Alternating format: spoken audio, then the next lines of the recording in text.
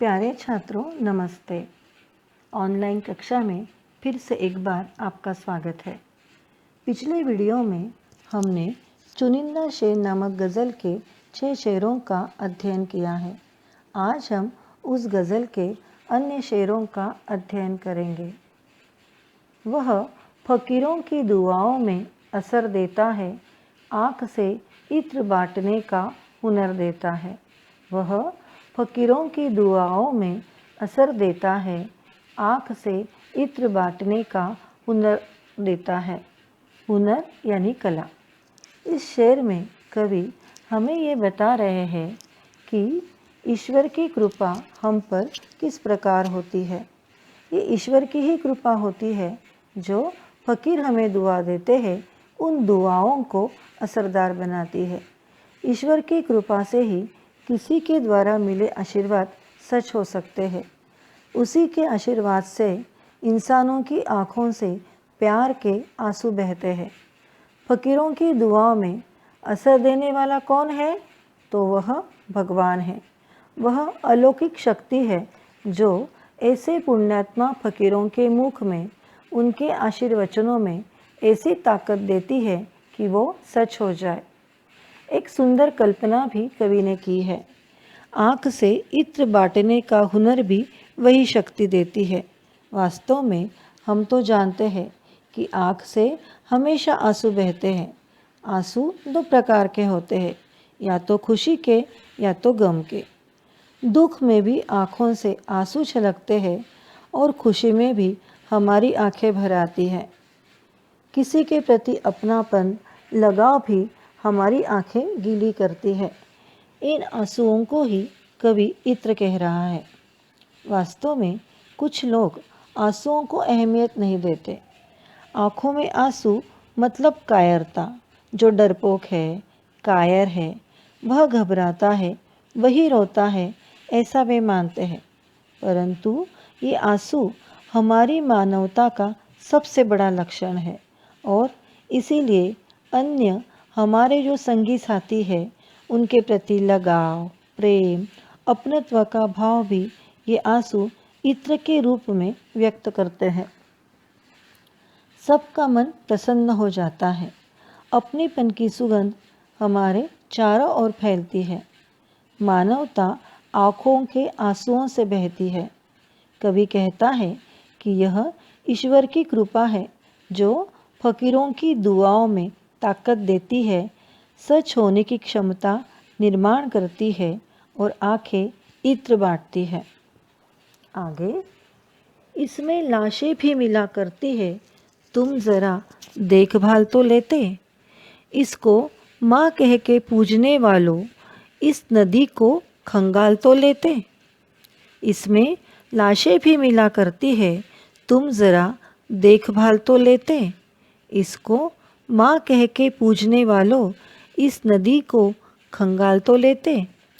इस शेर में कवि ने बड़ी कड़वी सच्चाई बताई है। इसमें लाशें भी मिला करती है, तुम ज़रा देखभाल तो लेते। यह है हमारे देश के नदियों की स्थिति। देश की नदियों को हमने अस्वच्छ और प्रदूषित कर दिया है। भारत में जिसे सबसे पवित्र नदी हम मानते हैं, वह है गंगा नदी, जो अत्यंत प्रदूषित है। लोग इसमें मरे हुए प्राणी, पशु पंछी छोड़ देते हैं। बेवारस और अधजली लाशों को भी इसी में ही प्रवाहित किया जाता है और इस प्रदूषित नदी के जल को लोग तीर्थ मानकर प्राशन करते हैं। कवि हमारी आंखें खोलना चाहते हैं। कवि कहते हैं, तुम ज़रा देख कर तो इस नदी का पानी लो, जिसे हम सिर्फ कहने के लिए माँ कहते हैं। जिस प्रकार आजकल हम माँ की इज्जत नहीं करते, बिल्कुल वैसी ही नदी की भी इज्जत नहीं करते, उसका ख्याल नहीं रखते। कवि कहते हैं, इस नदी को माँ कहने वालों, इस नदी को थोड़ा खंगाल तो लेते।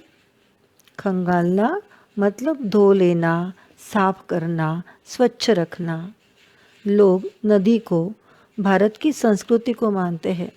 नदी को तो हम लोक माता कहते हैं, क्योंकि सारी दुनिया की परवरिश ये नदियाँ ही करती है। उसी नदी को हम सबसे अधिक खराब करते रहते हैं। इस कारण कवि हमारे व्यवहार पर अत्यंत तीखा व्यंग्य करने वाला ये शेर कहते हैं। आगे, जब भी पानी किसी के सर से गुजर जाएगा तब वह सीने में नई आग ही लगाएगा। जब भी पानी किसी के सर से गुजर जाएगा तब वह सीने में नई आग ही लगाएगा। किसी को अधिक दबाए रखने की, अत्याचार करने की कोशिश कभी न कभी तो नाकामयाब होती है। जब किसी व्यक्ति पर अन्याय, अत्याचार अधिक हो जाता है, असह्य हो जाता है, तब वह विरोध करके उठता है। वह क्रांति के मार्ग पर चलता है, विद्रोही बन जाता है। सिर से पानी गुजर जाना यह एक मुहावरा है। इसका मतलब है कष्ट या सहने की शक्ति कम हो जाना। कितने समय तक कोई व्यक्ति दुख, संकट या कष्ट सहता रहेगा? एक न एक दिन, एक क्षण ऐसा आ जाता है कि उसके सहन करने की क्षमता टूट जाती है। फिर वो विरोध कर उठता है। कवि यहाँ पर जो अन्याय करते हैं उन्हें ये बताना चाहते हैं कि अन्याय करने वालों ये सोच लो, जो अन्याय सहन कर रहे हैं कभी न कभी उनके सहन करने की क्षमता टूट जाएगी, सब्र का बांध टूट जाएगा और अगर वे क्रांति के मार्ग पर निकल आए तो फिर तुम्हारी खैर नहीं। क्रांति से बड़े बड़े साम्राज्य ध्वस्त हो जाते हैं, हो गए हैं। इसीलिए किसी को इतना भी ना सताओ कि वह विरोध पर उठ जाए, उसके सीने में भी नई आग लग जाए। क्रांति ही ये नई आग है। इस कारण इससे सबसे पहले हमें उस पर होने वाले अत्याचार को रोकना चाहिए। आगे, आँखों में बहुत बाढ़ है, शेष सब कुशल। जीवन नहीं आषाढ़ है, फिर शेष सब कुशल। आँखों में बहुत बाढ़ है, शेष सब कुशल। जीवन नहीं आषाढ़ है, फिर शेष सब कुशल। यह एक व्यंग्यात्मक शेर है। कई बार इतने दुख आते हैं कि लगता है इस दुख से हम उठ नहीं पाएंगे। इससे बाहर निकलने का जब कोई मार्ग हमें नज़र नहीं आता है तो हम उस परिस्थिति को स्वीकार कर लेते हैं। यहाँ पर ऐसी ही सच्चाई स्वीकार किया हुआ व्यक्ति उसका कुशल क्षेम पूछने पर बड़े दुख के साथ बताता है, आँखों में बाढ़ बहुत है, बाकी सब कुशल। अर्थात इतना दुख है जीवन में कि आँखें हमेशा रोती ही रहती है, आँखों में हमेशा आंसू ही रहते हैं। बच्चों, आषाढ़ का महीना सबसे दमदार बारिश का महीना होता है। सावन में तो धूप और बारिश का खेल होता है, परंतु आषाढ़ में बारिश जोरों पर रहती है। दुख इतना तीव्र है कि मानो आकाश से आषाढ़ की बारिश होती है, वैसे ही आँखों से आंसू बह रहे हैं, बाकी तो सब कुशल है। आंसू बह रहे हैं फिर भी सब ठीक है। कवि व्यंग्य से कह रहे हैं कि जीवन अब जीवन नहीं है, आषाढ़ बन गया है, जिसमें सिर्फ दुख भरे आंसू ही बह रहे हैं, फिर शेष सब कुशल है, ठीक ठाक है। इस प्रकार कवि अपने दुख को, अपनी वेदना को व्यंग्यात्मक शैली में व्यक्त कर रहे हैं। यह रूपक अलंकार है। जीवन पर आषाढ़ का आरोप किया गया है। जीवन और आषाढ़ के महीने में कोई फर्क ही कवि को नजर नहीं आता है। आगे, सड़क ने जब मेरे पैरों की उंगलियां देखी, कड़कती धूप में सीने पे बिजलियां देखी। सड़क ने जब मेरे पैरों की उंगलियां देखी, कड़कती धूप में सीने पे बिजलियां देखी। यहाँ पर कवि स्पष्ट रूप से कह रहे हैं कि जीवन में इतनी मुश्किलें थी, इतनी मेहनत करनी पड़ी कि जब कड़कती धूप में मैं नंगे पांव सड़क पर चल रहा था तो मेरी जलती हुई उंगलियां सड़क ने देखी। तब सड़क को क्या महसूस हुआ? सड़क ने कड़कती धूप में सीने पे बिजलियां देखी। बिजलियां कब चमकती है? जब बारिश का मौसम होता है, तब आकाश में बिजलियां टकराती है, चमकती है। तो कड़कती धूप में बिजलियां कैसे चमकेगी? यहाँ विरोधाभास है। कड़कती धूप में सीने पे बिजलियां देखी। कवि के हृदय में बिजली सी चमक है। चाहे मेरा मार्ग कितना ही कठिन क्यों न हो, चाहे मेरे मार्ग में लाखों कठिनाइयाँ क्यों न हो, मैं आगे बढ़ता रहूँगा, क्योंकि मुझ में हिम्मत है। कवि कह रहा है कि जब सड़क ने मेरे पैरों की जली हुई घायल उंगलियां देखी होगी, तब उसे यह एहसास हुआ होगा कि इसके हृदय में कितनी ताकत होगी, कितना विश्वास होगा, जो चमकती हुई बिजली की शक्ति लेकर यह आ रहा है, चल रहा है, आगे बढ़ रहा है। आगे, सांस हमारी हमें पराए धन सी लगती है, साहूकार के घर गिरवी कंगन सी लगती है। सांस हमारी हमें पराए धन सी लगती है, साहूकार के घर गिरवी कंगन सी लगती है। अपने पराधीन जीवन का, दूसरे पर निर्भर जीवन का कवि यह वर्णन करते हैं। कवि जब सांस ले रहा है, तब ऐसा लगता है कि उसकी हर सांस पर उनका अधिकार ही नहीं है, कोई दूसरा उन्हें जिंदा रख रहा है, सांस लेने की इजाज़त दे रहा है, मानो उनकी सांसें उनकी ना होकर पराया धन हो। अगर किसी पड़ोसी ने हमारे पास उसके 5-10 हज़ार रुपये संभाल कर रखने के लिए लाकर दिए हैं, तो हम उन्हें उपयोग में नहीं ला सकते, क्योंकि वे रुपए हमारे नहीं हैं, उन पर हमारा अधिकार नहीं होता। इसी प्रकार कवि को भी अपने जीवन पर अपना ही अधिकार नहीं लग रहा है। किसी दूसरे की कृपा पर मैं जी रहा हूँ, ऐसा कवि को लग रहा है। दूसरा उदाहरण कवि साहूकार का दे रहे हैं। हमारे देश में पहले साहूकार प्रथा थी। कोई सामान, वस्तु या कभी खुद को गिरवी रख कर ऋण लिया जाता था। कवि कह रहे हैं कि यह जिंदगी या ये सांसें साहूकार के घर गिरवी कंगन सी लग रही है।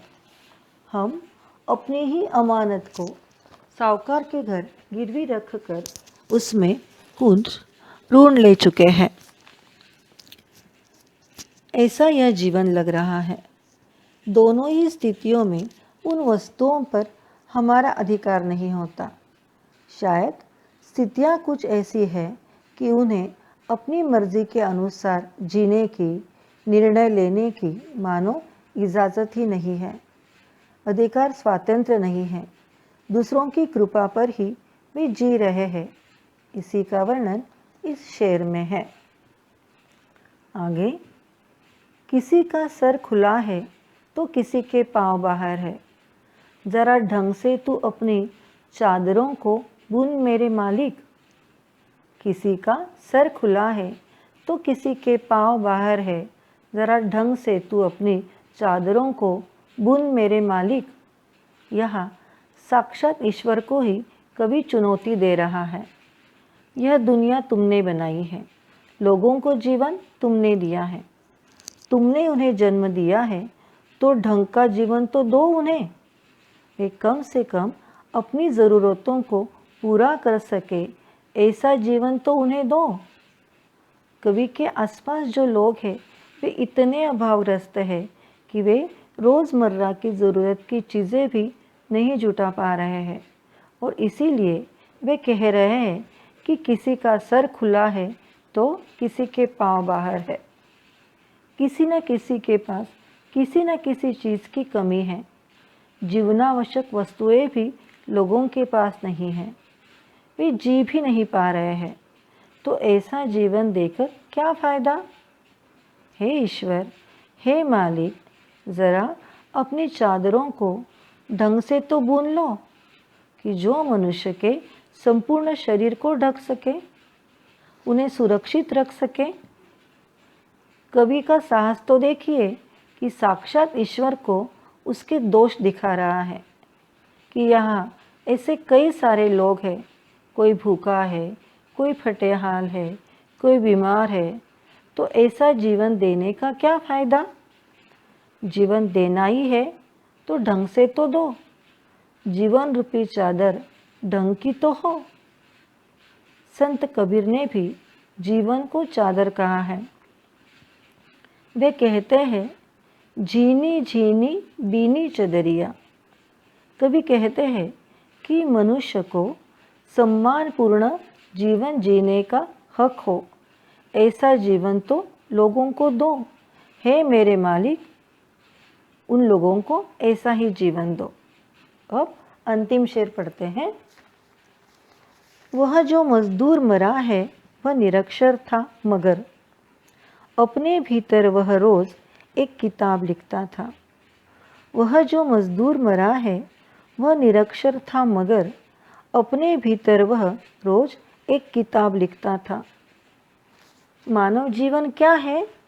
मस्ती की पाठशाला या अनुभवों की पाठशाला? जीवन अलग अलग अनुभवों की पाठशाला है।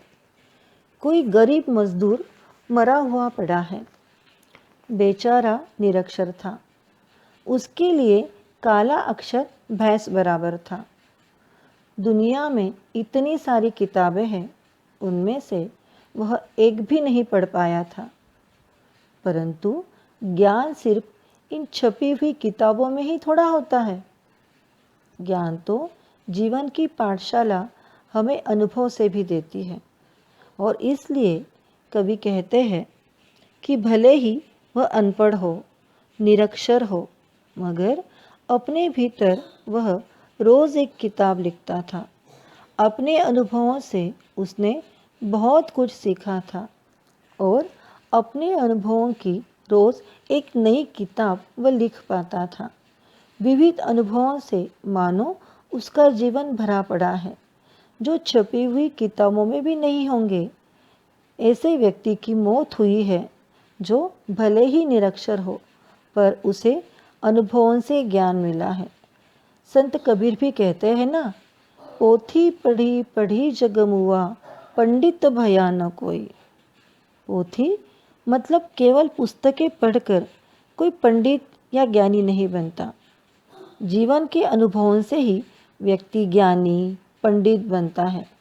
ऐसे ही अनुभव संपन्न मजदूर की मौत हुई है, जिसे इतना अपमान सहना पड़ा होगा, इतने कष्ट करने पड़े होंगे। इन अनुभवों से उसने जो सीखा है, उससे मानो वह रोज़ एक किताब लिखता था। यहाँ पर हमारी यह कविता खत्म होती है। मुझे लगता है कि सारे शेर को या पूर्ण गज़ल को आप समझ गए होंगे। अब मैं अपनी वाणी को विराम देती हूँ, यही रुकती